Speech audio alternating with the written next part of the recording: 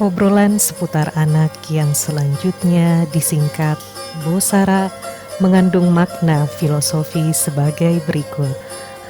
Bosara adalah gambar atau bentuk tudung saji yang dikenal di masyarakat Sulawesi Selatan. Keberadaannya berfungsi sebagai pelindung untuk menutupi sajian atau makanan yang akan dihidangkan, agar terhindar dari lalat, debu, kotoran, maupun gangguan lainnya. Dalam program Bosara diumpamakan sebagai atensi, asistensi rehabilitasi sosial anak yang merupakan media informasi tentang upaya perlindungan dan rehabilitasi sosial kepada anak-anak Indonesia. Bosara sebagai wadah atau sarana untuk menghidangkan penganan berbagai kue-kue aneka rasa, baik manis maupun asin, pada saat seremonial pembukaan ataupun dalam pelaksanaan kegiatan resepsi lainnya. Kue-kue aneka rasa diibaratkan sebagai anak-anak Indonesia, dengan berbagai karakter dan sikap yang ada pada dirinya, yang memerlukan perlindungan dan rehabilitasi sosial. Bosara berusaha memberikan perlindungan dan rehabilitasi sosial kepada anak-anak Indonesia yang mengalami pahit dan manis kehidupan, untuk menatap masa depan yang lebih cemerlang dan gemilang. BRS AMPK Todopuli di Makassar sebagai salah satu media pengembangan pendekatan residensial berupaya mewujudkan atensi dengan melakukan upaya komunikatif, informatif, dan edukatif kepada masyarakat luas tentang program perlindungan dan rehabilitasi sosial kepada anak melalui channel YouTube Balai Anak Todopuli di Makassar.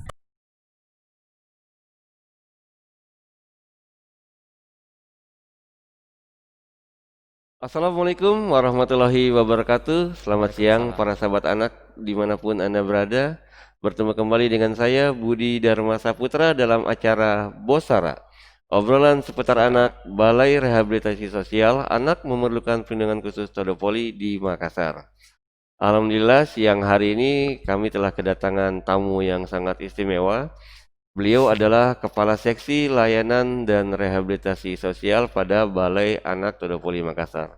Selamat siang Pak Bambang. Selamat siang Pak Budi. Alhamdulillah sehat Pak Bambang ya. Alhamdulillah Pak Mister. Oke. Pak Budi gimana kabarnya? Alhamdulillah sehat juga Pak Bambang. Luar Terima biasa. kasih sudah menanyakannya ya Pak Bambang ya. Siap Pak Budi. Oke Pak Bambang, kali ini kita akan ngobrol-ngobrol tentang kebijakan keselamatan anak ya Pak Bambang ya. Iya. Oke, sebelum saya menggali informasi tentang apa sih itu sebetulnya kebijakan keselamatan anak, saya ingin tahu dulu sendiri sebetulnya pengertian dari anaknya itu sendiri seperti apa itu Pak? Pengertian dari anak kita mengacu kepada Undang-Undang Perlindungan Anak, Undang-Undang Nomor Oke, 35 iya. tahun 2014. Anak itu adalah seseorang yang berusia kurang dari 18 tahun. Kurang dari 18 tahun Pak ya. Oke. Artinya anak yang di dalam kandungan pun itu termasuk di dalam Bahkan anak yang istilah, dalam ya. kandungan pun itu tetap kategorinya anak. Ya, gitu. Oke. Nah, tentunya anak-anak yang mengikuti program rehabilitasi di Balai Anak Todopuli Makassar ini tentunya ada istilah-istilahnya ya. Nah, kalau di Balai Anak Todopuli Makassar sendiri istilah buat anak-anak yang mengikuti rehab itu sendiri apa itu Pak? Istilah yang kita pakai itu adalah pemerlu pelayanan kesejahteraan sosial. Pemerlu pelayanan kesejahteraan sosial. Atau Oke. disingkat PPKS. Itu PPKS adalah anak-anak yang mendapatkan layanan kesejahteraan sosial dari BKS dari AMPK Todopuli. Oke. PPKS. Ya. Nah, sekarang terkait tentang kebijakan keselamatan anaknya ini. Sebetulnya apa sih itu kebijakan keselamatan anak itu sendiri Pak Bambang? Iya, ya menarik ya tentang kebijakan keselamatan anak. Ini juga kebijakan keselamatan ini baru kita uji cobakan di tahun 2020 ini. Awal tahun ini, mulai Januari itu. Ya. Nah, ini kenapa kita munculkan KKA di dalam layanan kami Iya. karena ini mengacu kepada, mungkin Pak Budi pernah baca berita tentang kasus-kasus guru yang melakukan kekerasan seksual terhadap anak, atau pengurus panti asuhan yang melakukan kekerasan fisik dan seksual kepada anak. Terhadap Banyak anak banget gitu. ya Iya. berita-beritanya. Nah, kita Bahkan mengaca, sampai yang fungsi Aceh dulu itu kan anak-anak ya, oke ya. nah kita berkaca dari peristiwa-peristiwa seperti itu, kita melihat bahwa lembaga kita juga memiliki resiko untuk melakukan itu. Betul. Jadi kita ingin memastikan semua petugas yang terlibat dalam layanan kesejahteraan sosial ini benar-benar memiliki kualifikasi, tahu mana yang boleh, mana yang tidak boleh. Jadi kita munculkan sebuah kebijakan keselamatan anak. Nah, kebijakan keselamatan anak ini sendiri adalah sebuah dokumen internal sebenarnya, prosedur yang meliputi kebijakan, meliputi dokumen, meliputi panduan untuk memastikan lembaga ini, sampai ke Todopuli ini aman bagi anak-anak yang sedang mengikuti rehabilitasi atau mendapatkan layanan kesejahteraan sosial dari kami. Oke. Gitu. Nah, tentunya kan salah satu tujuan dari kebijakan keselamatan anak ini adalah untuk mencegah terjadinya kekerasan terhadap anak itu sendiri ya, atau PPKS itu Pak Bambang ya. Betul. Saya ingin tahu nih Pak Bambang, untuk pengertian kekerasan terhadap anak atau PPKS itu sendiri seperti apa? Ya, untuk pengertian dari kekerasan itu kita melihatnya seperti ini.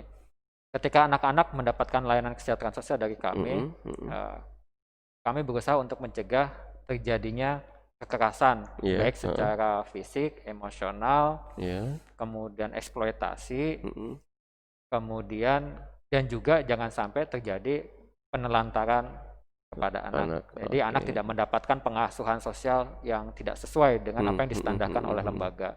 Nah, tadi sudah saya sampaikan, jenis-jenisnya macam-macam kekerasannya, fisik, pukul, tampar, tendang, cubit, dan sebagainya. Kekerasan emosional misalnya, dengan melakukan body shaming atau melakukan menuduh, memojokkan, kemudian merendahkan, menghina, itu termasuk juga kekerasan emosional contohnya. Terus kemudian ada eksploitasi misalnya, baik secara ekonomi ataupun secara seksual. Betul. Itu. Ada juga misalnya kekerasan seksual itu sendiri, misalnya cium. Seperti yang pernah terjadi di sana di luar ya, pernah sampai viral beritanya. Seperti itu. Kemudian juga mendapatkan penelantaran. Jadi misalnya anak, ambil contoh misalnya anaknya sakit gitu ya. Tapi dia melapor kepada petugas, kemudian petugas tidak respon, nah itu juga termasuk pelanggaran, termasuk melanggar kebijakan keselamatan anak. Jadi kita memang ingin benar-benar memastikan bahwa sampai ke Todopuli ini sangat responsif terhadap kebutuhan anak, selama anak mengikuti rehabilitasi di tempat kami. Oke, berarti kebijakan keselamatan anak ini menganggap bahwa keselamatan anak itu sendiri atau PPKS itu sangat penting ya di dalam proses rehabilitasi yang dilakukan oleh Balai Anak Todopuli Makassar ini sendiri. Betul. Seberapa pentingkah artinya keselamatan bagi anak atau PPKS itu sendiri, Pak? Buat kami, sampai ke Todopuli, keselamatan anak ini sangat penting. Ini yang jadi, karena itu terkait dengan mitra kerja kami, terkait juga orang tua. Mereka memberikan kepercayaan, memberikan tanggung jawab kepada kami, supaya anak-anaknya mengikuti rehabilitasi di tempat kami. Nah, kita tidak ingin menyanyiakan kepercayaan itu.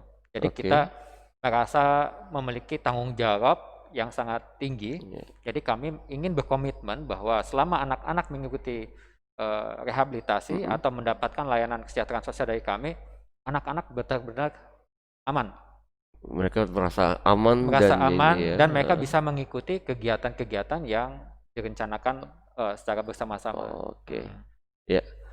Nah, sebetulnya tadi saya ingin tahu juga nih, untuk kebijakan keselamatan anak ini sendiri punya standar-standar kah atau ada mekanisme-mekanisme tertentunya?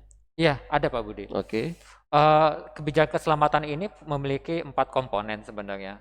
Satu komponen pertama itu tentang penyadaran.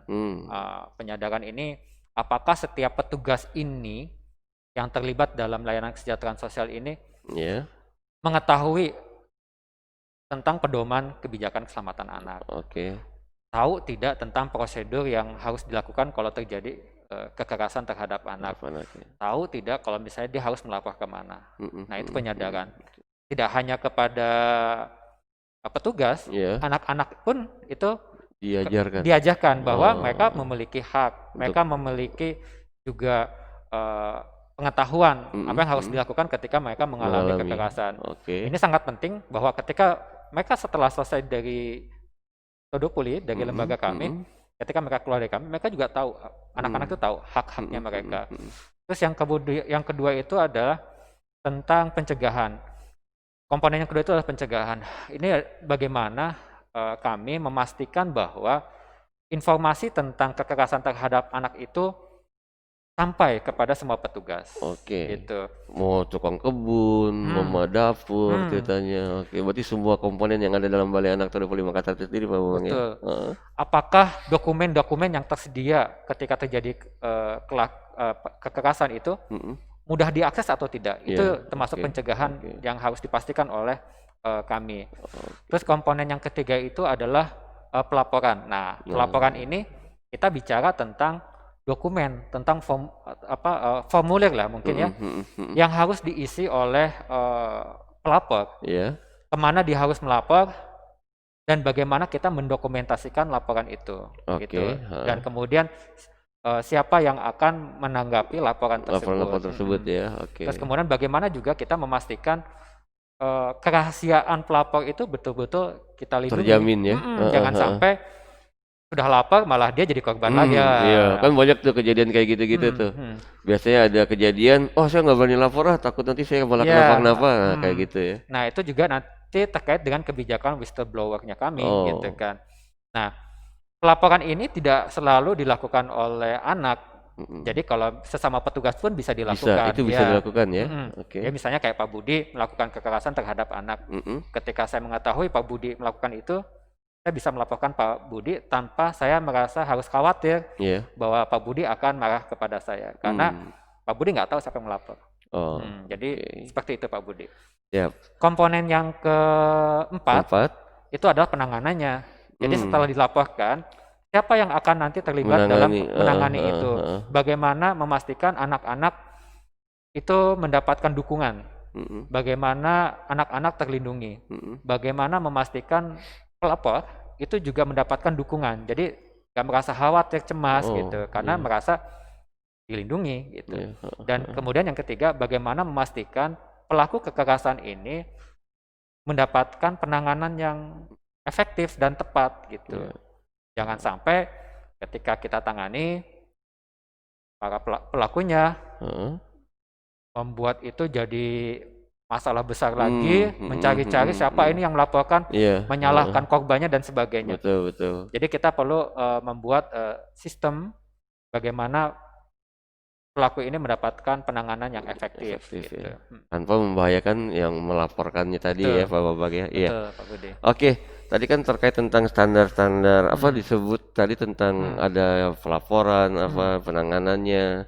Ada standar-standarnya nggak sih itu Pak Babang? Ada standarnya, ada beberapa standar. Ambil contoh, kita memiliki standar yang pertama itu, kalau misalnya ada informasi terkait kekerasan terhadap anak, itu ditanggapinya serius. Meskipun ceritanya begini, sambil contoh kecil. Kemarin saya ngelihat, contoh ya, melihat Pak Budi kayaknya mojok sama salah satu. Gitu. Nah itu ditanggapi dengan serius gitu.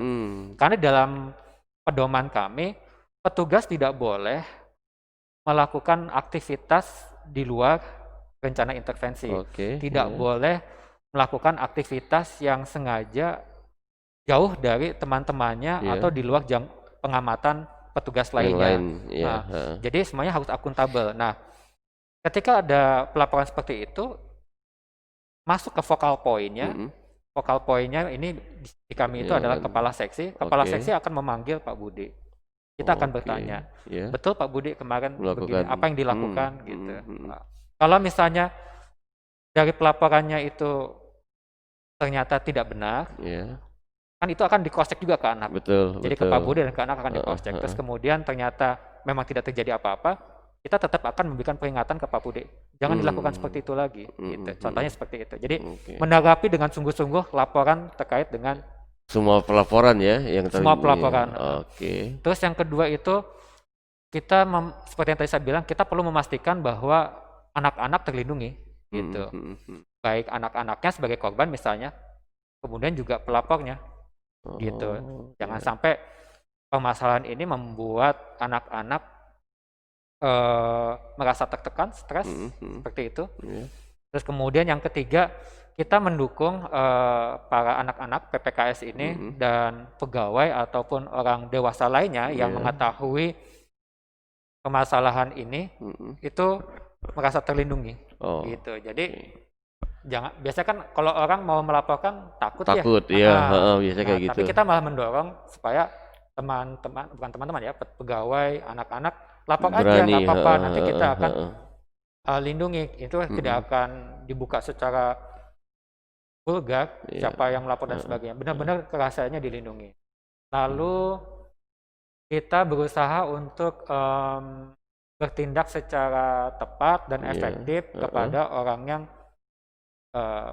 dicurigai melakukan kekerasan. Terus kemudian standarnya kita mendengarkan, kemudian menanggapi dengan sungguh-sungguh pendapat dan harapan dari anak-anak PPKS-nya terutama ya.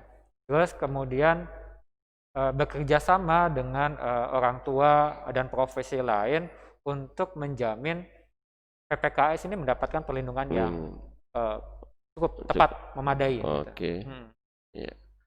Ya, sangat menarik sekali ya para sahabat anak. Ternyata di Balai Anak Todopoli Makassar ini sudah menggunakan tentang kebijakan keselamatan anak itu sendiri. Nah, saya ingin tahu seperti apa sih dulu proses pembentukan atau pembuatan kebijakan keselamatan anak ini sendiri, Pak Bambang? Oh iya, ini dimulai di tahun 2019 bulan awalnya di bulan Maret kalau nggak salah. Bulan Maret ya. Kita mendapat undangan dari Save the Children.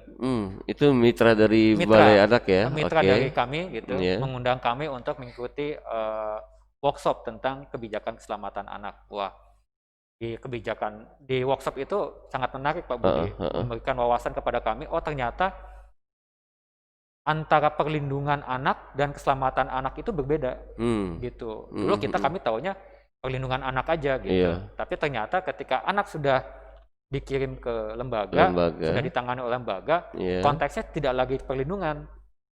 Konteksnya itu adalah bagaimana anak-anak selamat di dalam lembaga. Bukan berarti di lembaga itu bahaya, enggak gitu kan. Tapi kita ingin memastikan bahwa resiko-resiko kekerasan itu sangat bisa diminimalisir, bahkan dipangkas sampai zero kekerasan gitu. Jangan sampai ada gitu. Nah, konteksnya kalau misalnya kebijakan perlindungan, itu kan konteksnya sangat luas. Sangat mungkin wilayahnya sangat nasional mungkin ya. Betul. Dan itu butuh tim khusus untuk menangani itu. Tapi kalau kebijakan keselamatan anak itu kan konteksnya dalam lembaga. Betul. Artinya kita nggak perlu satu tim atau kelompok kerja yang untuk menangani itu.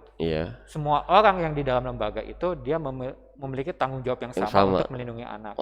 Dan situasinya itu bisa dikendalikan dengan cara ada sistem, ada prosedur yang sangat kuat untuk memastikan perlindungan anak.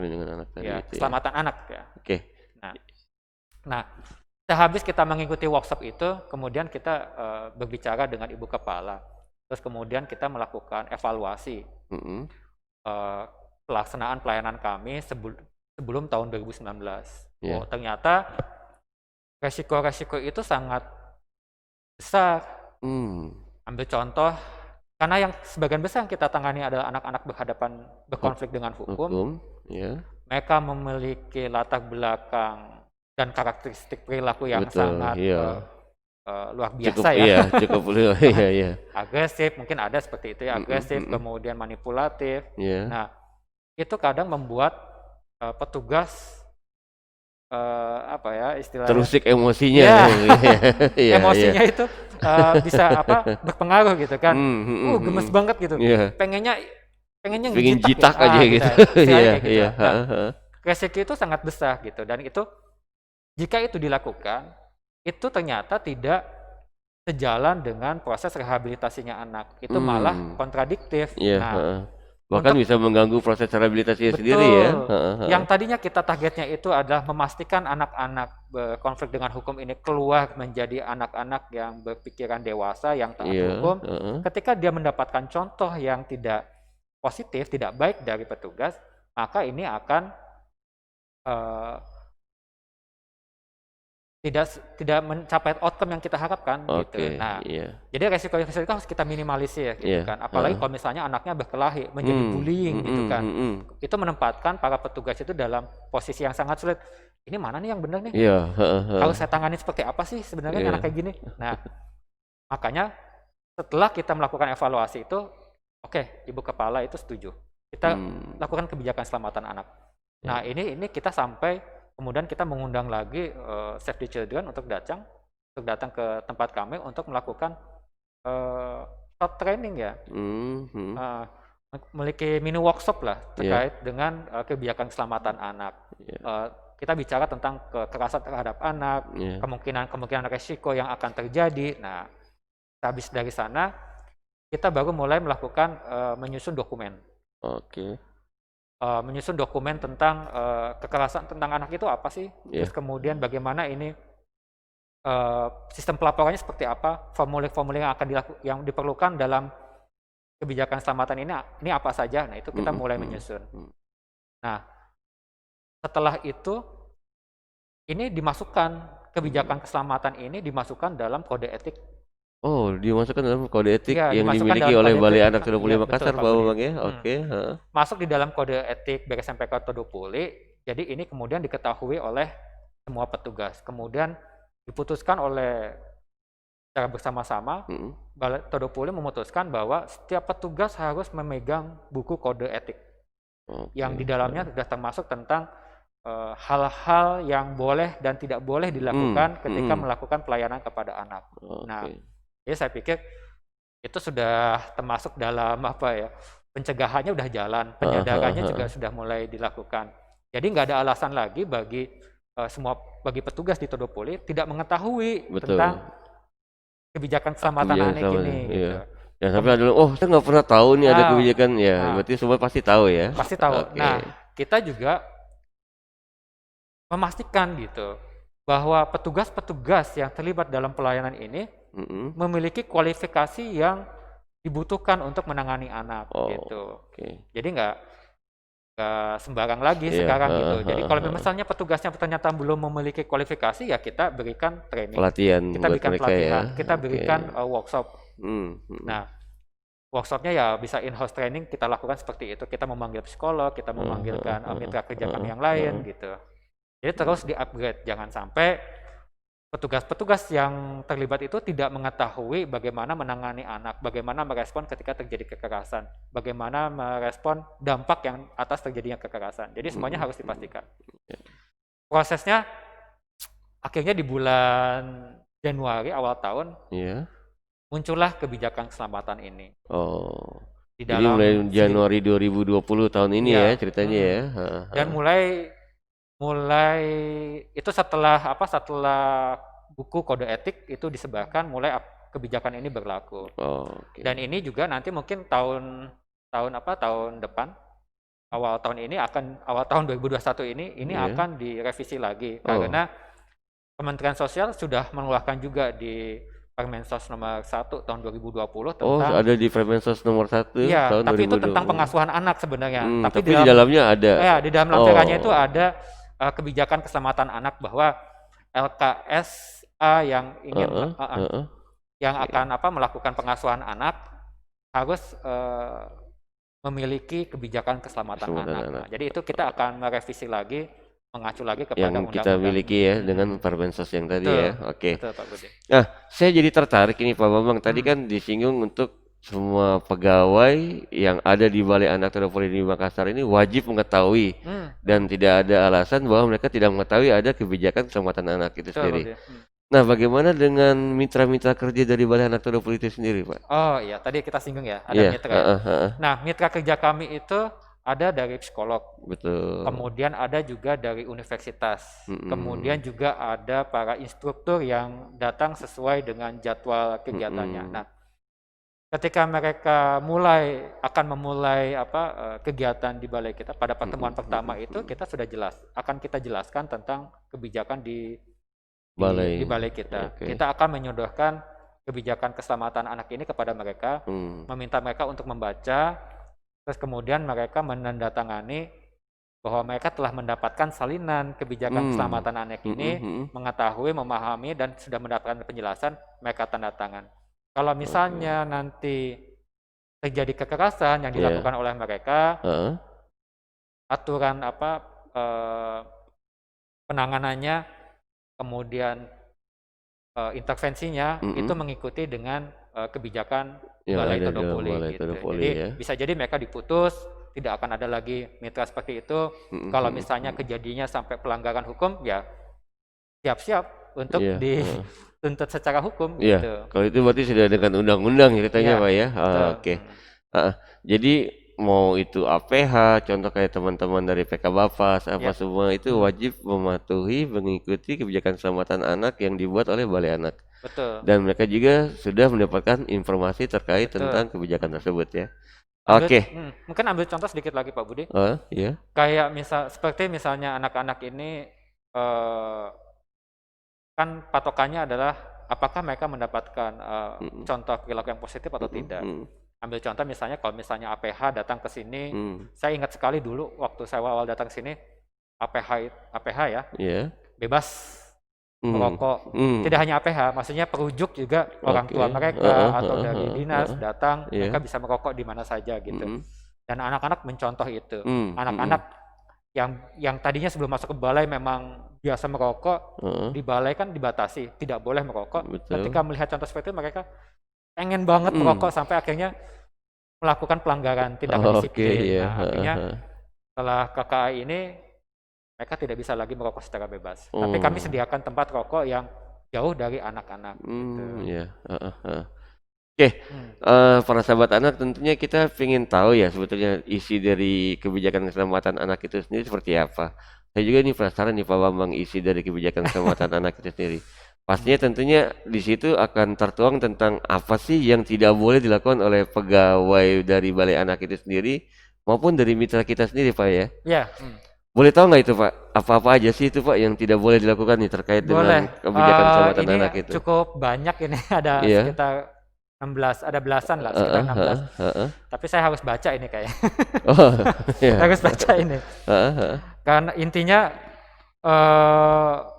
yang pertama itu kalau yang saya pahami kan tidak boleh adanya kekerasan fisik.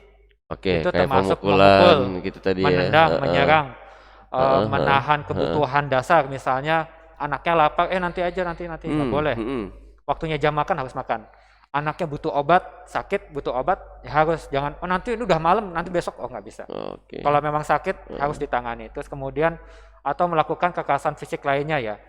Banyak banget itu kan fisik ya, saya nggak bisa sebutin juga gitu, banyak. Terus yang kedua, bertindak dengan maksud mempermalukan, merendahkan, mencela atau menghina anak, atau melakukan bentuk-bentuk kekerasan emosional. Ambil contoh misalnya anak-anak ketika melihat kondisi fisiknya yang misalnya ya kurang tidak sempurna ya, kemudian dilecehkan, dipanggilnya bongkok misalnya kayak gitu. Misalnya itu ya. Bongkok sini bongkok ya, gitu. Itu nggak boleh. Itu sudah melakukan pelanggaran. Itu kalau misalnya kami tahu petugas melakukan itu kami panggil, kami tegur gitu. Kami mendapatkan peringatan. Terus kemudian menggunakan bahasa atau memberi saran atau nasihat yang tidak pantas, menghina atau kasar. Terus kemudian membiarkan atau ikut serta dalam perilaku PPKS yang sifatnya ilegal, tidak aman, tidak sehat, atau mengarah pada kekerasan. Ini yang paling simpel tuh gini, kalau petugasnya hendak keluar, terus kemudian mengajak anak untuk ikut, meskipun tempatnya dekat, nggak pakai helm. Tuh contoh. Jadi kalau saya akan saya ingatkan, pakai helmnya. Pakai helmnya meskipun dekat. Ya. Atau misalnya merokok. Merokok depan anak udah Nggak boleh Udah nggak sama bisa sekali. gitu, udah Oke. nggak boleh itu. Heeh. Terus kemudian yang selanjutnya melakukan diskriminasi, menunjukkan perlakuannya berbeda, tidak adil atau menganak emaskan PPKS. Ya, biasanya ada tuh kayak gitu tuh ya. Oh Oh, ini iya, anak kesayangan saya nih, pokoknya segalanya buat dia deh kayak gitu. Oh itu nggak boleh. Itu Bahkan nggak di boleh. dalam keluarga juga sering kayak gitu tuh ya, ada kadang-kadang ya. Nah itu yang di dalam kode etik kami itu tertuang sebenarnya. Mm-mm. Silahkan pendekatan di dalam keluarga, Heeh, heeh. parentingnya teman-teman pegawai silahkan seperti itu. Iya, Tapi heeh. ketika di dalam balai, aturan yang dipakai adalah aturan Aturan balai. balai. Ya. Oke. Kalau misalnya di dalam rumah biasa seperti itu, oh tidak boleh kalau di dalam balai. Heeh, heeh, Jadi heeh. nggak ada anak emas, nggak ada yang paling Oh, tidak ada pembedaan lah nggak ada pembedaan, ceritanya ya. semuanya sama. Heeh, semua Kalau sama. misalnya anaknya dikasih, misalnya mau kasih gorengan, yang ngasihnya atas Semua. semua anak, dan itu tidak mengatasnamakan ini dari saya. Oh ini harus dari balai, gitu. Oke. Dan itu juga kita nggak boleh menerima sesuatu apapun dari anak. Aduh karena bapak baik, saya mau Iya, balas kasih. Oh itu nggak boleh, Oh, nggak gitu boleh. ya. Oke. Terus yang selanjutnya membangun hubungan dengan PPKS yang bisa dianggap mengeksploitasi atau melakukan kekerasan terhadap anak. Contoh misalnya karena udah deket nih, oh maaf. Iya. Kalau misalnya udah deket dengan anak, terus kemudian anaknya dimintain tolong, bilangnya sih kita minta tolong gitu, Iya. dicuciin mobil saya dong, gitu kan. Heeh.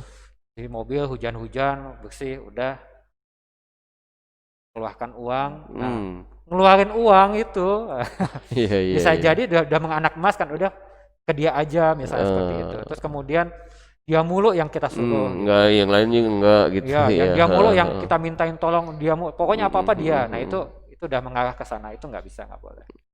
Terus kemudian menunjukkan perilaku yang tidak pantas atau provokatif secara seksual, termasuk berpakaian pantas, gitu kan. Iya. Ya kancing depan anak atau berbicara bercandaan menjurus secara seksual di depan anak-anak, nggak boleh. Apalagi itu di depan klien PPKS putri misalnya, saya bapak-bapak depan PPKS putri bicaranya seperti itu, oh nggak boleh, udah nggak baik, udah menyalahi aturan. Kemudian mengajak PPKS atau yang menjadi tanggung jawab profesional pegawai untuk menginap di rumah mereka tanpa ada pengawasan, kecuali dalam situasi luar biasa dan sudah mendapatkan izin dari yang berwenang. Jadi kalau misalnya ada PPKS akan diajak menginap di dalam rumah mereka, itu harus seizin petugas. Atas dasar apa, latar belakangnya kenapa harus di sana, gitu. Karena anak-anak tidak boleh tidur dalam satu ruangan. Oh, aturan yang selanjutnya, tidur di tempat tidur yang sama dengan PPKS, yang menjadi tanggung jawab profesional mereka. Jadi anaknya takut misalnya nih, anaknya takut, terus kemudian petugasnya temani gitu kan. Meskipun itu sesama jenis. Pengasuh, ya sesama jenis, pengasuhnya ibu-ibu, PPKS-nya putri, ketakutan, tidur satu tempat tidur nggak boleh, gitu. Karena tetap tadi ada risiko-risiko ya, ada kemungkinan-kemungkinan. Kita menjaga itu, gitu. Jadi kalau misalnya mau ditungguin ya silakan, anaknya masuk kamar, kita tunggu di luar, kita menunggu. Tapi itu tetap dalam pelaporan, harus dilaporkan oleh atasan. Tetap terkontrol ceritanya Pak ya. Kemudian tidur di tempat yang sama dengan PPKS yang menjadi tanggung jawabnya tadi ya, satu tempat tidur nggak boleh. Apalagi satu kamar udah nggak boleh. Betul. Terus melakukan sesuatu yang bersifat pribadi untuk PPKS yang dapat dilakukan PPKS sendiri. PPKS-nya tuh bisa melakukan itu sendiri gitu. Bisa dia mencuci bajunya, bisa dia membersihkan kamarnya, bisa gitu. Tapi ini yang ngerjain pengasuhnya. Aduh Pak, kasihan ini kan. Itu sudah melanggar juga gitu. Karena kan targetnya kita adalah membuat anak-anak mandiri, berfungsi secara sosial. Jadi semuanya latihan. Nah itu juga kalau misalnya anak-anak dibuat seperti itu juga jadi melanggar kebijakan. Ya. Kemudian menghabiskan waktu berlebih dengan hanya berdua dengan PPKS di tempat jauh dari PPKS. Tadi yang saya contoh misalnya Pak Budi. Nah itu berdua-duaan, wah itu jadi menimbulkan kecurigaan juga sebetulnya ya. Terus kemudian, dan itu nggak hanya antara lelaki dan perempuan, sesama lelaki juga. Jadi misalnya Pak Budi punya anak lagi, punya anak dampingannya laki-laki tapi mojok gitu kan. Nah, itu nggak boleh juga. Terus kemudian menempatkan diri di posisi yang rentan terhadap tuduhan melakukan perbuatan yang tidak menyenangkan. Ambil contoh misalnya begini, melakukan asesmen di dalam ruangan yang sangat tertutup, pintu dikunci. Terus kemudian tidak ada laporan mana gitu kan. Alasannya asesmen, kenapa harus dikunci? Betul, Gitu. betul. Kenapa harus tertutup? Nah, di kami sekarang kan pintu-pintu kaca sekarang. Jadi kalau mau melakukan asesmen, kelihatan. kita tahu, kita nggak tahu apa yang mereka omongan, kita nggak tahu karena tertutup. Tapi kita tahu apa yang mereka lakukan di dalam. Gitu. Jadi petugas saling kontrol, gitu contohnya. Kemudian mempertujukan kepada PPKS gambar, film atau website yang tidak pantas, termasuk pornografi dan kekerasan yang berlebihan ya, kekerasan ekstrim. Iya. Nah itu nggak boleh. Itu hal-hal yang tidak boleh dilakukan ya terkait dengan kebijakan keselamatan anak ya. Ini juga termasuk tadi tindakan-tindakan misalnya kadang lagi foto bareng nih, petugasnya merangkul klien putri, PPKS putri, nah itu nggak boleh, nggak boleh, karena saya pikir itu udah nggak etis juga ya, saya pikir, nah itu nggak boleh. Gitu. Ya itu tadi ya, karena untuk meminimalisir resiko-resiko ya, memangkas resiko-resiko yang kemungkinan terjadi ya. Oke, semakin menarik nih Pak Bambang, saya juga jadi tertarik nih. Sebetulnya dengan adanya KKA ini sendiri terkait tentang keselamatan anak atau PPKS agar tidak terjadi kekerasan, apa sih yang diharapkan dari adanya KKA ini sendiri, Pak? Ya, yang kita harapkan ini sebenarnya PPKS ya, PPKS yang sedang mengikuti rehabilitasi itu mendapatkan penanganan yang tepat gitu kan. Kemudian dia direspon secara segera, secepat mungkin gitu. Kemudian PPKS itu mendapatkan dukungan dan merasa dihargai ketika dia mendapatkan kekerasan gitu. Jadi dia merasa tidak sendiri gitu. Jadi kita harus memberikan dukungan. Kemudian yang diharapkan itu anak-anak yang tadi saya bilang, anak-anak itu selama di dalam balai benar-benar merasa aman gitu. Jadi kayak rumah keduanya mereka lah gitu. Merasa aman, merasa dilindungi, semua orang menjaga dia gitu. Kemudian yang paling penting juga kalau misalnya dari kebijakan dari KKA ini adalah bagaimana para petugas itu dengan cepat menghubungi focal point gitu. Jadi kalau misalnya tahu terjadi kekerasan, bisa lapor ke siapa aja, ke kepala seksi terutama. Focal point-nya di sini adalah kepala seksi. Nanti kepala seksi yang akan menindaklanjuti laporan tersebut gitu, dengan memanggil siapapun. Jadi bisa dipanggil siapapun.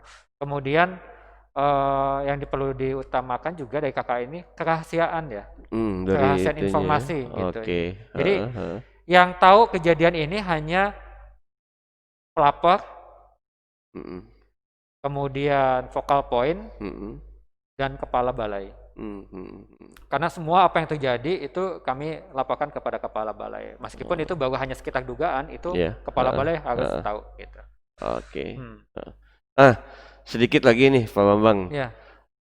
Sekarang bagaimana caranya Balai Anak Todopoli Makassar ini ceritanya memastikan bahwa seluruh jajarannya atau seluruh pegawai yang ada di Balai Anak Todopoli Makassar ini mengetahui tentang kebijakan keselamatan anak tersebut, entah itu melalui sosialisasi kah atau seperti apa yang dilakukan oleh Balai Anak ini untuk memastikan bahwa pegawainya mengetahui kebijakan keselamatan anak tersebut. Selain lewat kode etik yang dibagikan, mereka pegang juga, mereka juga harus menandatangani formulir. Jadi ada yang mereka tandatangani ya? Tandatangani bahwa mereka telah mendapatkan penjelasan tentang kebijakan keselamatan anak. Jadi mereka juga mendapatkan salinannya, baik setidak-tidaknya mendapatkan salinan secara dalam bentuk PDF atau file ya. Kemudian mereka print out itu, mereka tanda tangani dan diserahkan ke focal point. Dan itu disatukan, kirim ke kepala balai. Jadi bahwa kepala balai bisa mengecek, memeriksa, bahwa semuanya sudah mendapatkan salinan tentang kebijakan keselamatan anak ini. Jadi kalau misalnya ada yang belum, oh ya berarti belum gitu kan. Itu berarti harus Di disampaikan, oke, dijelaskan heeh, gitu. heeh. Terus untuk mitra juga itu mereka menuliskan itu. Jadi hampir sama kayak mitra juga. Mhm. Kemarin juga kita ada mahasiswa Praktek ya, praktek di heeh, sini. heeh, heeh. Di hari pertama mereka mendapatkan orientasi dulu, dijelaskan, kemudian Mhm. disodorkan salinannya, mereka baca, dijelaskan, mereka Mhm, tanya, mhm. kita diskusi, habis itu mereka tanda tangan mengerti. Jadi Iya. selama mengikuti balai tidak boleh. Iya, heeh, heeh, Mitra kami juga kemarin juga ada pekerja sosial yang mengisi kegiatan kelas heeh. life skill di tempat Mhm, kami. mhm.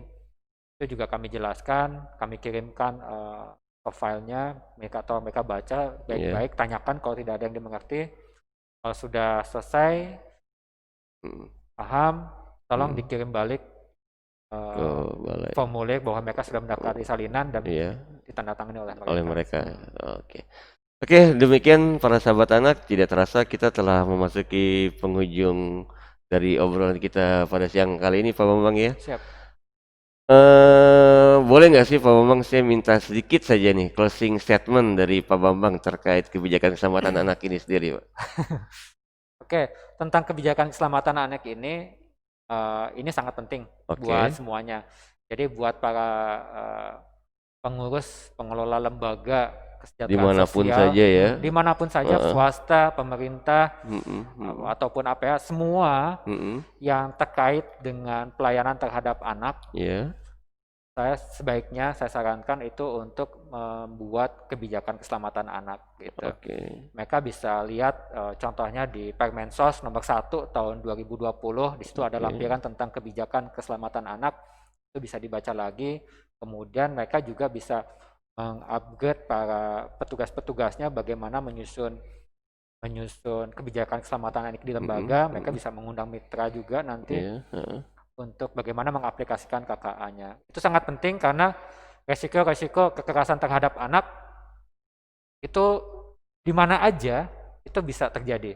Oh, Di pihak kepolisian bisa, di betul. kejaksaan Heeh, bisa, heeh, heeh. di panti asuhan bisa, Mhm. gitu. Nah, sekarang adalah tugas kita bagaimana memastikan bahwa petugas-petugas yang terlibat dalam penanganan Dengan anak anak itu itu sendiri, heeh. benar-benar aman, Oke. gitu.